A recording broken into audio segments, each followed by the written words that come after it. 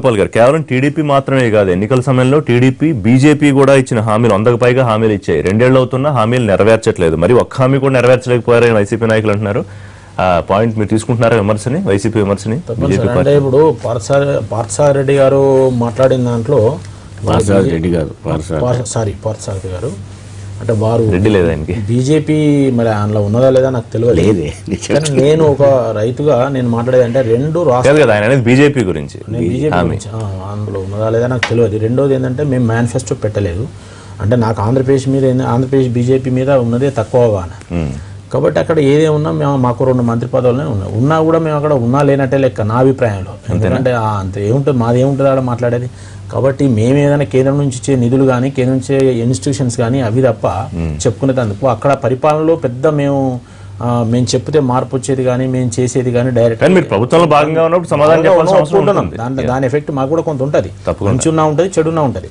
రెండోది అంటే ఒక రైతుగా నేను చెప్పేది అంటే 2 రాష్ట్ర ప్రభుత్వాలు అక్కడ టీడీపీ కానీ మేనిఫెస్టోలో పెట్టిన ప్రకారం, ఇక్కడ టీఆర్ఎస్ మేనిఫెస్టోలో పెట్టిన ప్రకారం రైతులకు రుణమాఫీ, డాక్రా గ్రూపుల రుణమాఫీ ఏదైతే ఉన్నదో అవి మాత్రం అన్యాయం చేసినాయి. దానివల్ల రైతుల యొక్క పరిస్థితి దెబ్బతిన్నది 2 ప్రాంతాలలో. ఈ రాజకీయాలు పక్కకు పెట్టండి, నీవా నేనా, నీ అవినీతి నా అవినీతి అనేది పక్కకు పెట్టండి. కానీ 2 రాష్ట్ర ప్రభుత్వాలు రైతులకు రుణమాఫీ ఏకకాలంలో చేస్తా అన్న దాన్ని 5 సంవత్సరాలు డివైడ్ చేయడం అది దారుణం. మళ్ళీ కొత్త రుణం పుట్టని పరిస్థితి ఏర్పడ్డది. మళ్ళీ ఆంధ్రప్రదేశ్లో నేను కొన్ని జిల్లాలు కూడా తిరిగాను ఈ మధ్యలో వేరే పనుల మీద పోయి. తిరిగినప్పుడు కూడా అక్కడ రైతులు ఎవరు కూడా సంతృప్తిగా లేరు. ఎందుకంటే ఆ రుణమాఫీ కూడా చాలా లిమిటెడ్గా, ఆ రుణమాఫీ సంఖ్యను కూడా తగ్గించి చాలా రకాలుగా చేశారు. ఇక్కడ కూడా అదే పరిస్థితి 4 సార్లు. ఇప్పటికీ ఖరీఫ్ స్టార్ట్ అయ్యి మేలో స్టార్ట్ అయితే ఇప్పటివరకు ఇక్కడ రుణమాఫీకి కేటాయించిన 4,250 కోట్లలో హాఫ్ మాత్రమే క్రెడిట్ చేశారు. ఇప్పటికీ ఎవరికి రుణం రాలేదు. అది రెన్యువల్ మాత్రమే జరుగుతున్నది. అందరికీ తెలుసు రెన్యువల్ మాత్రమే జరుగుతున్నది. అన్ని దిక్కులో రెన్యువల్ ఏది జరుగుతున్నది తప్ప నగదుగా రైతు చేతిలోకి వచ్చేది ఏం లేదు. అయితే ఈ విషయాన్ని ఎవరు చెప్పకుండా కేవలం రాజకీయాలు మాట్లాడితే ఉపయోగం లేదు. వాస్తవాలు మాట్లాడినప్పుడు రైతులకు అన్యాయం జరిగింది. డాక్టర్ గ్రూప్ రైతులకు అన్యాయం జరిగిందన్న పాయింట్ ని ప్రభుత్వాలు ఎట్లా ఒప్పుకుంటాయి? ప్రభుత్వాలు లక్ష వాళ్ళ తర్వాత ఇస్తాం ఇవన్నీ ఎన్నికలప్పుడు నిజం మాట్లాడాలండి. సరే, అంశాల వారీగా ఆంధ్రప్రదేశ్ లో అధికార పార్టీ ప్రతిపక్షాల మధ్య రాజకీయ విమర్శలు. వేణుగోపాల్ గారు రైజ్ చేసిన టీఆర్ఎస్ ప్రభుత్వం కూడా మరి రైతుల గురించి ఓవరాల్ ఆంధ్రప్రదేశ్ తెలంగాణలో జరిగిన రైతుల అన్యాయం గురించి జరిగిన చర్చ. ఇప్పుడు మీరు ఏ రైతుని తీసుకున్నా, ఆంధ్రప్రదేశ్ లో తెలంగాణ ఏ రైతుని తీసుకున్నా కూడా వాళ్ళ ఇప్పుడు రాజకీయాలు అయితే వాళ్ళకి అవసరం లేదు కదా. ఏ రైతునైనా తీసుకోండి లైవ్ లో ఇప్పుడు వాళ్ళు చెప్తారు.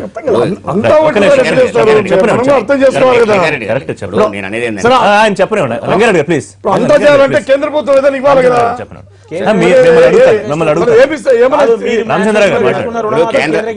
కేంద్ర ప్రభుత్వం ఇచ్చినా ఇవ్వకపోయినా రాష్ట్ర ప్రభుత్వం ఇచ్చిన హామీలు ఇక్కడైనా అక్కడైనా అమలు చేయాల్సిన బాధ్యత ఉంటుంది అనేది ముందు మనం అధికారంలో అందరూ అంగీకరించాలి. నేను అనేది ఏంటంటే ప్రతిపక్షం అనేది ఆ విధంగా ప్రజల్లోకి పోయి ఇంటింటికి పోయి ప్రయత్నం చేయడం అనేది ప్రతిపక్షానికి మంచిది. అది ప్రతిపక్షం ప్రజలకు కూడా మంచిది. అది ఇక్కడ కూడా చేస్తే ఇంకా సంతోషించవచ్చు. మనం ఆహ్వానించాలి. చెప్తున్నా ఆహ్వానించాలి. కానీ విమర్శలు కూడా ఎలా ఉంటాయి, ఎలా ఉండాలి అంటే నా అభిప్రాయం చెప్తాను. ఎలా ఉండాలి అంటే వాళ్ళ విషయాన్ని రేజ్ చేస్తే ఆ విషయానికి జవాబు చెప్తే తప్పు లేదు. ఈ విషయాన్ని మీరున్నప్పుడు ఏం చేశారని ప్రశ్నించినా కూడా తప్పు కాదు. కానీ ఇప్పుడు ఉదాహరణకు వాళ్ళు ఇప్పుడు ఏపీలో ఉంది, ఇది ఒక విషయం రాగానే తిరిగి మళ్ళీ నువ్వు 1,00,000 కోట్లని పదం వాడినావు అనుకో, అక్కడే ప్రజలకు అనుమానం వస్తూ ఉంది. అంటే ఈ విషయం చెప్పలేకపోతున్నారనే ఫీలింగ్ వస్తుంది. అది వాళ్ళకు కూడా మంచిది కాదు. నేను అనేది ఏంటంటే ఒక విషయాన్ని చెప్పినప్పుడు ఆ విషయాన్ని ఖండించండి. మీరు చేయలేకపోయారని కూడా చెప్పొచ్చు. నా పాయింట్లో రుణమాఫీ విషయానికి వచ్చినప్పుడు ఏంటంటే నేను అప్పుడు వైఎస్ఆర్సీపీలో నేను మేనిఫెస్టో కమిటీ మెంబర్ని ఈ రుణమాఫీ విషయంలో. ఆ స్పష్టంగా రుణమాఫీ వచ్చినప్పుడు 1,27,000 కోట్ల రూపాయలు కనుక రుణం మాఫీ జరుగుతూనే న్యాయం జరుగుద్ది ప్రజలకి. ఆ 1,27,000 కోట్ల రూపాయలు చేయడానికి గోల్డ్ లోన్తో ఎవరు సిద్ధంగా లేరు. దానికి మేనిఫెస్టోలు వాళ్ళు పెట్టలేదు. కానీ టీడీపీ ఏం చేసిందంటే ఆ రోజు స్పష్టంగా మీరు లోన్లు కట్టొద్దు అని చెప్పి పిలుపునిచ్చింది. అది చేసిన ఒక నిమిషం పిలుపునిచ్చారు. డబ్బు మీరు లోన్ తిరిగి కట్టొద్దు అని పిలుపునివ్వడం వల్ల ఏమైంది, మొత్తం మాఫీ అవుతుంది కదా అని లోన్లు కట్టకుండా అయిపోయారు. కట్టకుండా అయ్యేసరికి ఏమవుతుంది, తిరిగి వెంటనే అది కట్టకపోతే బ్యాంకులు లోన్లు ఇవ్వవు. మళ్ళీ ఇప్పుడు ఏమవుతుంది, రెండోది కూడా ఏం చెప్తారు, లోన్ కట్టొద్దు అన్నప్పుడు తెలంగాణ గవర్నమెంట్ 1,00,000 ప్రకటించింది. కానీ అక్కడ ఏపీలో వీళ్ళు టీడీపీ వాళ్ళు 1,50,000 కూడా ప్రకటించలే. టోటల్ రుణాలు అనే పదం ముందుకు వచ్చింది. టోటల్ రుణాలు అనేసరికి ఏమవుతుంది, ఇప్పుడు వాళ్ళకి లిమిటేషన్ పెట్టేసరికి అది రైతులలో వ్యతిరేకత వస్తుంది. ఇక్కడ 1,00,000 కోట్లని మనం ప్రకటించాం. ఇది కూడా రీషెడ్యూల్ చేస్తూ క్రమేపీ చేయలేకపోయారు. అదే చెప్పేది 1,00,000 కోట్లని మనం లక్ష అని చెప్పినప్పుడు ఎప్పుడైతే మాఫీ చేస్తామని ఆ 1,00,000 కూడా మనం దశల వారీగా చేసుకుంటూ పోయినప్పుడు రైతులకు అది కొంచెం ప్రాబ్లమ్. మొత్తం కలిసి 17,000 కోట్లు. 4,250 కోట్లు మొత్తం 17,000 కోట్లు 34 లక్షల కుటుంబాలు. కానీ అది కూడా తగ్గించారు 24 చేస్తలేరు. ఇప్పుడు ఏకమొత్తంగా చేయడం సాధ్యం కాదు.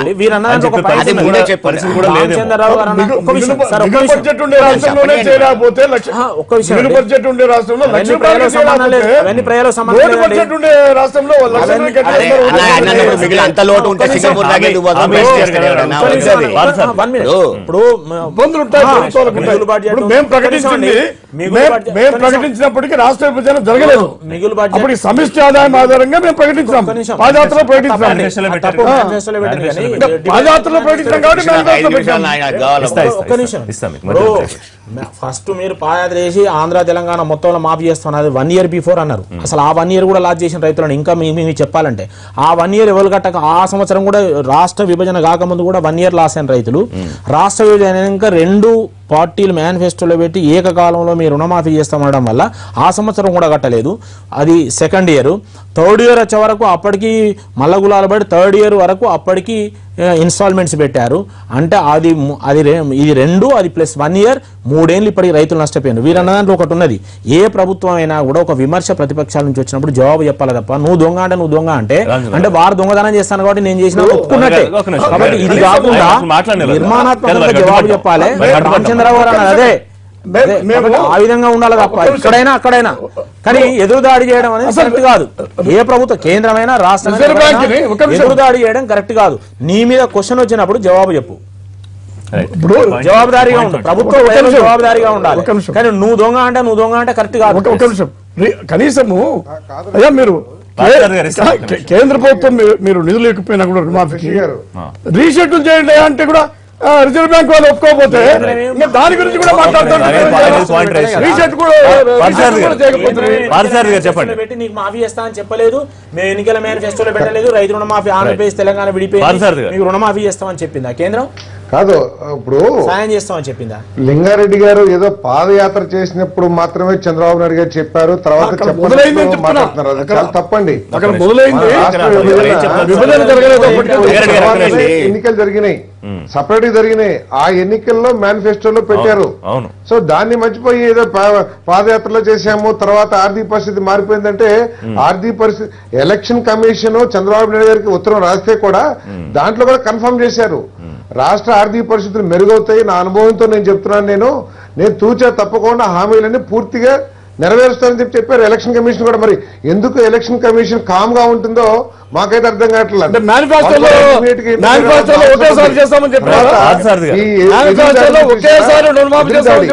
ఎన్నికల ఇదే దాడి చేశారు.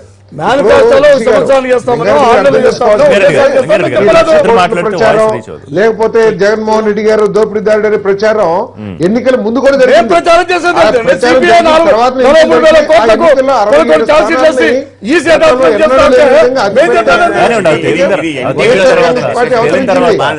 ఏదైనా అవినీతి ఉంటే అవన్నీ సిబిఐ చూసుకుంటారు. మీరు మీకు మీరు వేసుకునే మార్కులు కూడా 0 మార్కులు వేసుకుంటున్నారు మీరు. పార్థసారథి గారు ఒక్క నిమిషం.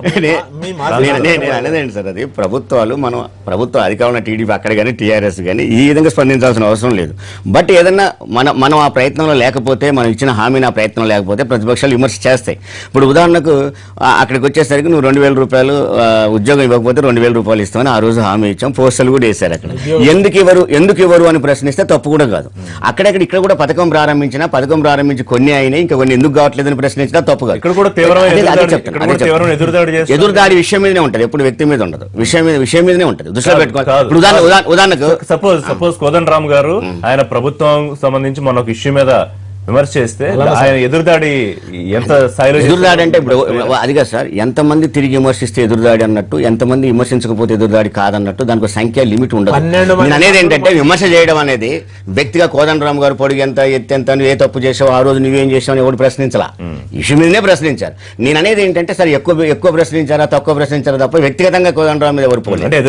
ఎదురుదాడి వేరు వ్యక్తిగతం వేరు. నేను అనే పదం ఏంటంటే సార్ ఇక్కడ కూడా ఇప్పుడు వ్యక్తిగతంగా అన్నారన్నా రుణమాఫీ వర్డ్స్ ఉన్నాయి ఇప్పుడు అన్న రుణమాఫీ కార్డు అని చెప్పని అన్న రుణమాఫీ కార్డుకు వచ్చేసరికి ఏంటంటే కేసీఆర్ గారు స్పష్టంగా ప్రకటించారు ఈ దశల వారీగా చేయడం వల్ల రైతులు నష్టపోతున్న విషయం మేము స్పష్టంగా ఒకేసారి రుణమాఫీ చేయబోతున్నామని ప్రకటించారు. చేస్తారు చూడండి, ఒకటేసారి చేస్తామని ప్రకటించాడు. రెండోది కూడా ఏంటంటే మనం రుణమాఫీని ఆ రోజు కూడా మనకు తెలిసింది ఏంటంటే ఎక్కడైనా కూడా రుణమాఫీ ఒకేసారి చేయలేము అనుకున్నప్పుడు లిమిట్ పెట్టుకోవాల్సి ఉండే. లిమిట్ పెట్టకపోవడం వల్ల వస్తున్న సమస్య అక్కడ ఆ సమస్య వస్తూ ఉంది తప్ప మరొకటి కాదు. మనం అర్థం చేసుకోవాల్సింది ఏంటంటే ఆ రోజు వైఎస్ఆర్సీపీ ఎలక్షన్ కమిషన్ దగ్గరికి కంప్లైంట్కి పోయింది.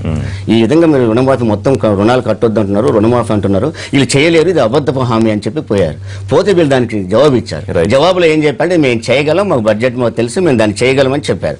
చేయగలమని చెప్పడం వల్ల ఏమవుతుంది, అది చెప్పినా చెప్పకపోయినా మేజర్ పాయింట్ ఏంటంటే మీరు రుణాలు కట్టొద్దు అనే పాయింట్ రైతుని ఇబ్బంది పెట్టింది. అది ఫైనల్ గా పాదసారథి గారు, సరే ఒకటి గడప గడపకు వైసీపీ కార్యక్రమంతో ప్రజలు ఏమనుకుంటున్నారు, ప్రభుత్వ పాలనకు సంబంధించిన కార్యక్రమం చేస్తున్నారు. అదే సందర్భంలో ప్రభుత్వం ఏమడుతుందంటే ఎప్పుడూ రాజకీయాలు, ఎప్పుడూ అభివృద్ధికి అడ్డుపడే ఆలోచనలు కాకుండా ప్రభుత్వానికి ప్రతిష్టాత్మకంగా నిర్మాణాత్మకంగా ఒక్క సూచన అయినా ఇస్తుందా వైసీపీ అని అడుగుతున్నారు. అట్లాంటి పరిస్థితి ఉంటుందా? అసలు అలాంటి ఊహించడం కూడా అనవసరం అంటారా? కాదు, అధికార పక్షంలో ఉన్న పార్టీ బాధ్యత ఏమిటంటే ప్రజాస్వామ్యతంగా పనిచేసే ప్రభుత్వం కానివ్వండి, లేకపోతే పారదర్శకంగా పనిచేసే ప్రభుత్వం కానీ, ప్రతిపక్షాలు ఏ రోజైనా సరే సూచన అడగటానికి ప్రయత్నం చేసిందా? ఎప్పుడైనా సరే ఆల్ పార్టీ మీటింగ్ పెట్టి ఏదైనా సమస్య మీద మాట్లాడిందా? ఇప్పటి వరకు ఆలోచించండి.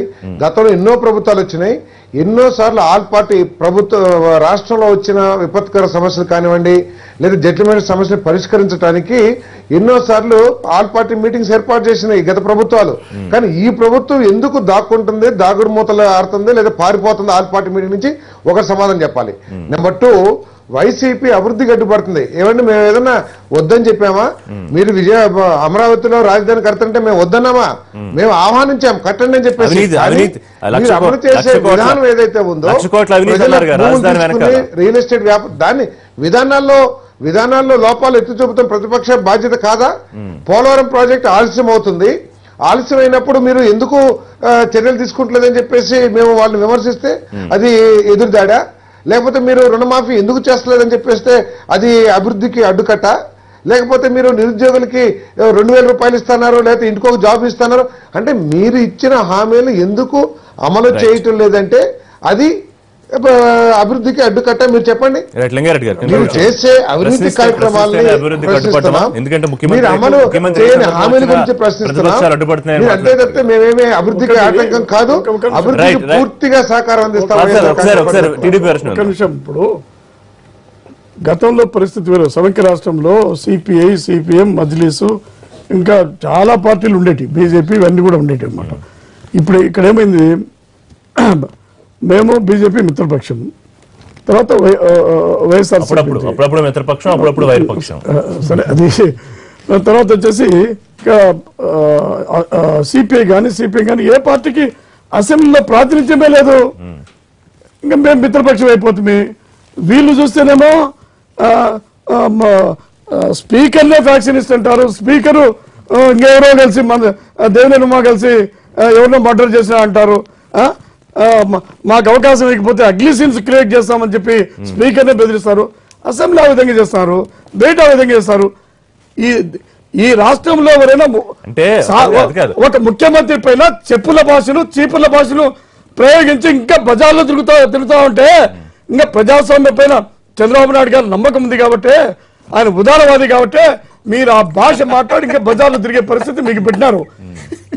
మీరు ఆ భాష మాట్లాడి మిమ్మల్ని పిలిచి నేను చర్చలు చెప్పే పరిస్థితి, ఆ వాతావరణం మీరు చెప్పండి. మీరు ఎన్టీ రామారావు గారు కొట్టారు. ఒక ప్రభుత్వం ఏ భాష మాట్లాడాలా, మీ ప్రవర్తన ఏ విధంగా ఉండాలా, ఎంత సంస్కారవంతంగా ఉండాలా, తప్పుకుంటున్నారు, పారిపోతున్నారని చెప్పేసి మరి అవన్నీ వదిలేసి మోసం చేస్తున్నారనే ఉద్దేశంతో మీరు ఆ భావాన్ని మాట్లాడుకోకుండా ఎంతసేపు చెప్పు అని చేస్తున్నారు. మీరు ఎన్టీ రామారావు గారి మీద చెప్పులేసి కొట్టారు. మీరు ఒకసారి గుర్తెచ్చుకోండి. ప్రధానమంత్రి ఆడ పివి నరసింహరావు వచ్చినప్పుడు సరే, కోట్ల ఉద్యోగస్తులు పెట్టినప్పుడు మీ రాజశేఖర రెడ్డి గారికి మీరు చెప్పలేసిందే చర్చ కాదు దాని గురించి లింగారెడ్డి గారు పార్థసారథి గారు చర్చ పక్కదారి పట్టింది నేను అనేది అది కాదు. వ్యక్తిగత ఇప్పుడు ఆయన అఖిలపక్షం అని కాదు కదా, ఆయన అఖిలపక్షం అని ప్రశ్న అఖిలపక్షం ఏముంది అసెంబ్లీ అఖిలపక్షం కాంగ్రెస్ పార్టీ లేదా అంటే అసెంబ్లీలో ప్రాతినిధ్యం ఉంటే పార్టీలు లేదు, అవి నా మాత్రంగా ఉన్నాయి. రైట్. ఇప్పుడు ఒక ప్రతిపక్షాన్ని పిలిచేటువంటి వాతావరణం మీరు పెట్టారు కదా, ఆ వాతావరణం ప్రతిపక్షాన్ని ప్రధాన ప్రతిపక్షంగా మిమ్మల్ని పిలిచి మీతో మాట్లాడేటువంటి ఆ వాతావరణాన్ని ఆ పరిస్థితిని మీరు కల్పించలేదు. ఇది ప్రజాస్వామ్యానికి మంచిది. అది ప్రతిపక్షం అంటే ప్రాతినిధ్యం ఉన్న పార్టీ అని. ఉదాహరణకు గతంలో రాజశేఖర రెడ్డి గారు ఉన్నప్పుడు కూడా సిపిఐకి ప్రాతినిధ్యం లేకపోతే సిపిఎం ని పిలిస్తే సిపిఎం అభ్యంతరం పెట్టింది, వాళ్ళని కూడా పిలవండి. నెక్స్ట్ టైం సిపిఐని కూడా పిలిచారు. నేను అనేది ఏంటంటే అఖిల పక్షం అంటే రిజిస్టర్డ్ అయిన పార్టీ అయి ఉంటే చాలు, లేదా రాజకీయ పార్టీ అయి ఉంటే చాలు, కానీ అఖిలపక్షం అంటే ప్రాతినిధ్యం ఉంటేనే పిలుస్తాము అనేది కూడా కాదు. రెండోది కూడా అంటే వ్యక్తిగతం వేరు. వ్యక్తిగత విమర్శలు చేసుకున్నా సరే మన ప్రజాస్వామ్యాలు వాళ్ళకున్న హక్కును కాదనలేము. ఉదాహరణకు రోజా మీద చర్య తీసుకున్నారు, వ్యక్తిగతంగా ఆమె అన్నదని అభిప్రాయంతో చర్య తీసుకున్నారు. అంత మాత్రాన మొత్తం పార్టీని మీరు అఖిలపక్షాన్ని పిలవడానికి అదే ఆటంకం కాకూడదు. అది టీఆర్ఎస్ చేసినా తెలుగుదేశం చేసినా తప్పు అవుతుంది. అఖిలపక్షం అధికార పార్టీలు సాధ్యమందుకు పిలవు, ఏ పార్టీ పిలవద్దు, దాదాపుగా పిలిస్తే మాత్రం అది అభ్యంతరం. ఈ మొదటి విడత గడప గడప కార్యక్రమం ఎన్ని రోజులు చేయబోతున్నారు, ఎప్పుడు ఫైనల్ డేట్? మొత్తం అన్ని జిల్లాల్లో దాదాపు December 31 దాకా ఉందండి, 5 నెలలు. రైట్. ప్రతి గ్రామంలో కూడా ప్రతి గడప గడపకు వెళ్ళాలి, వైఎస్ఆర్ కాంగ్రెస్ పార్టీ చేస్తున్న కార్యక్రమాలు తెలపాలి. అదేవిధంగా ప్రభుత్వం విఫలమయ్యి దాని మూలంగా ప్రజలు ఏ విధంగా ఇబ్బంది పడుతున్నారని తెలుసుకోవటం అది ముఖ్యం. తర్వాత ఈ ప్రభుత్వం చేస్తున్న అవినీతిని ప్రజల దృష్టికి తీసుకెళ్లటం ఈ గడప గడప వైఎస్ఆర్ యొక్క ముఖ్య ఉద్దేశం. రైట్ పార్సల్ గారు, థ్యాంక్ యూ లైవ్ లో పార్టిసిపేట్ చేసినందుకు. థ్యాంక్ యూ రామచంద్ర గారు, థ్యాంక్ యూ వేణుగోపాల్ గారు, థ్యాంక్ యూ లింగారెడ్డి గారు. ఇది వాళ్ళ లైవ్ షో. మరిన్ని లైవ్ అండ్ పొలిటికల్ అప్డేట్స్ కోసం చూస్తూనే ఉండండి ఎన్టీవీ.